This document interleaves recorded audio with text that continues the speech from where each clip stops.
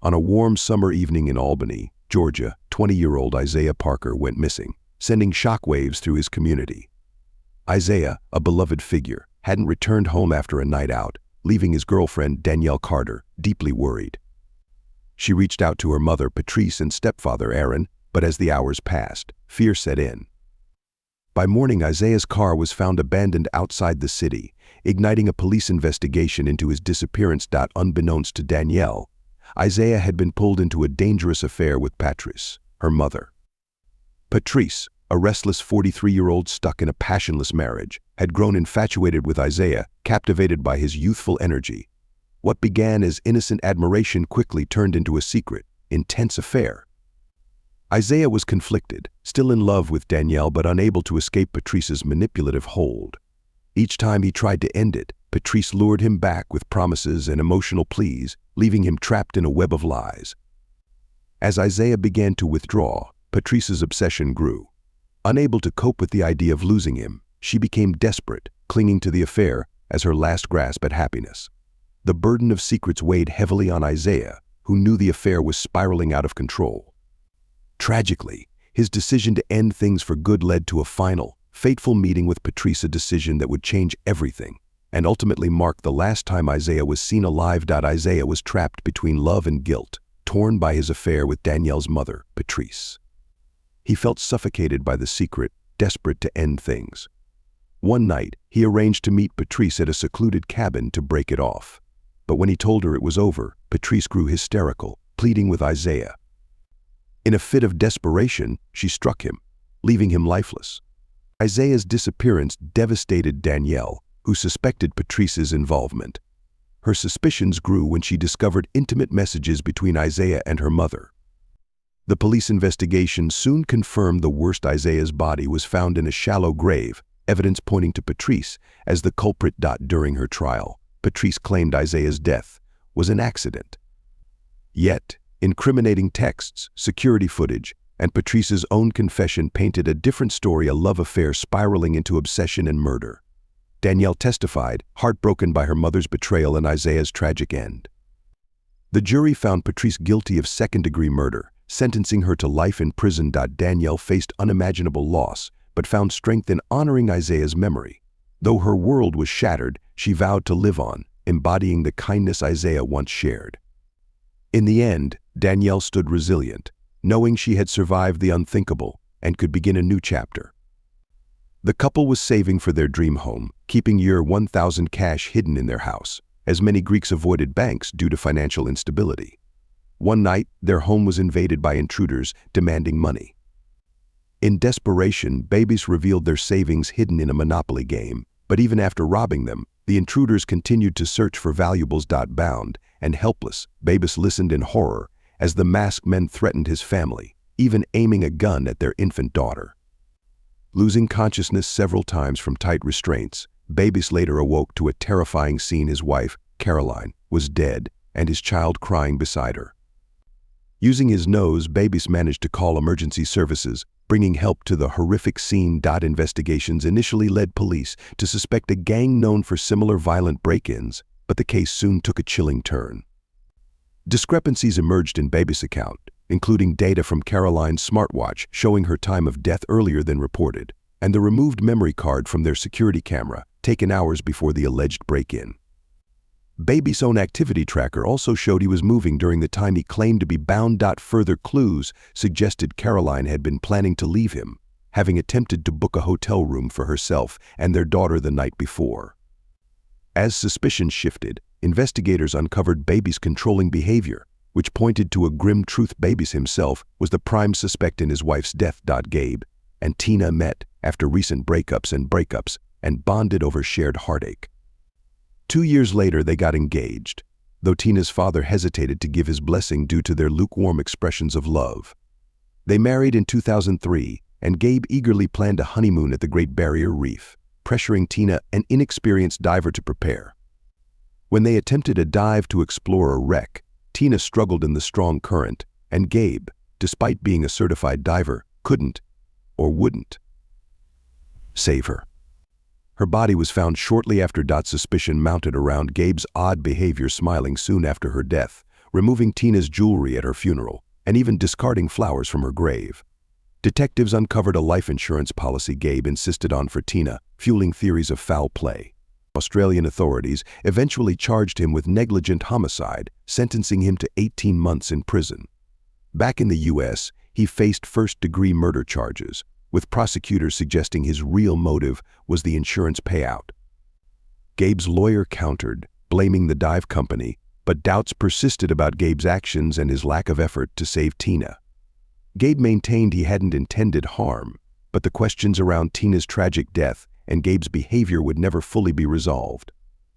Michael Redlick, a former NBA executive and professor, was found dead on January 12, 2019, from a stab wound, initially believed to be a heart attack. His wife, Danielle Redlick, became the primary suspect, facing a turbulent trial. Their relationship was marked by a complex dynamic of love, conflict, and a significant age gap.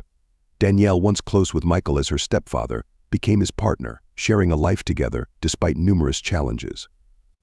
Over the years, their relationship was strained by Michael's high-stress career, frequent moves, and escalating bouts of aggression linked to alcohol use and hormone therapy, leading to recurring domestic abuse. The Redlicks' attempts to reconcile their differences created a tense household, affecting their two children, Jaden and Sawyer.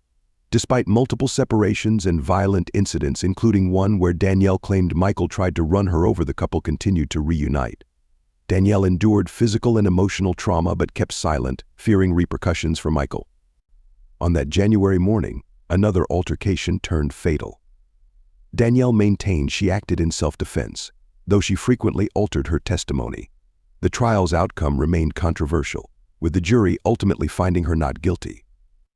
The tragic case continues to stir public debate about accountability, the complexity of domestic abuse, and its far-reaching impacts. On January 12, 2019, Danielle Redlick called 911, reporting her husband Michael had died of a heart attack. When rescue services arrived, they found blood-stained water and a bucket with pinkish liquid. Michael lay dead on the floor from a fatal stab wound, not a heart attack as Danielle claimed. Danielle had wrist cuts, which paramedics treated before taking her to the hospital. During questioning, she changed her story, initially blaming heart issues, then claiming Michael took his life after an argument. However, forensic evidence suggested otherwise. Investigators discovered a trail of blood leading from the bedroom to the living room, indicating the body had been moved. A large knife lay near the kitchen, with other knives in the sink. Danielle admitted that she acted in self-defense after Michael attacked her, attempting to strangle her during a drunken altercation. However, her initial lies cast doubt on her self-defense claim, with the prosecution arguing the crime was premeditated. They pointed to Danielle's history of marital discord, infidelity, and prior legal issues. Her lawyer, however, argued she acted under years of emotional abuse, with family members noting Michael's abusive behavior.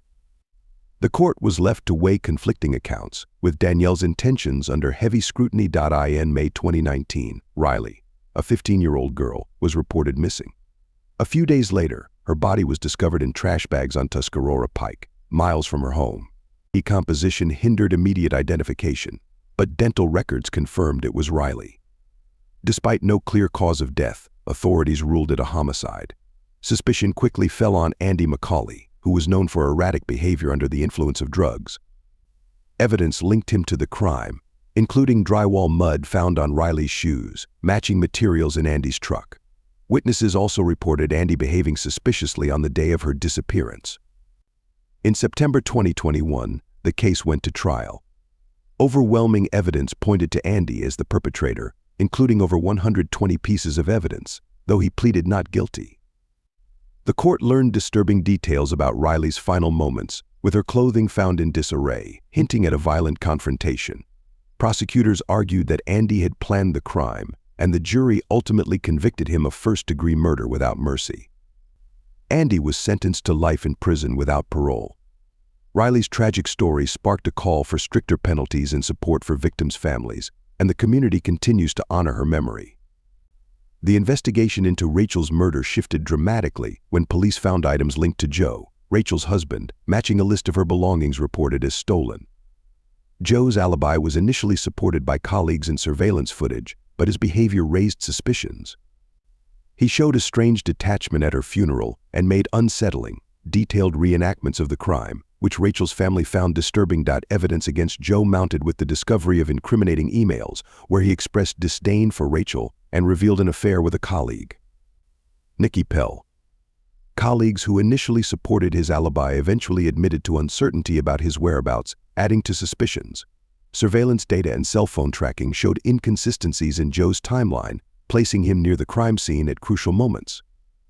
Detectives seized his work computer, uncovering deleted correspondence detailing plans with Nikki and his sons, suggesting he planned a future without Rachel. Further, Joe's conduct with the media became a red flag. He gave interviews and brought reporters to the crime scene, showcasing indifference rather than grief. Eventually, Nikki admitted to their ongoing affair, and Joe's alibi fell apart, with colleagues testifying he'd manipulated them. Though the investigation took 2 years, a combination of cell records, suspicious behavior, and testimonies led to Joe's conviction, bringing a measure of closure to Rachel's family. Cameron Wilson grew up in Cape Flats, a challenging area on the outskirts of Cape Town marked by gang violence and poverty.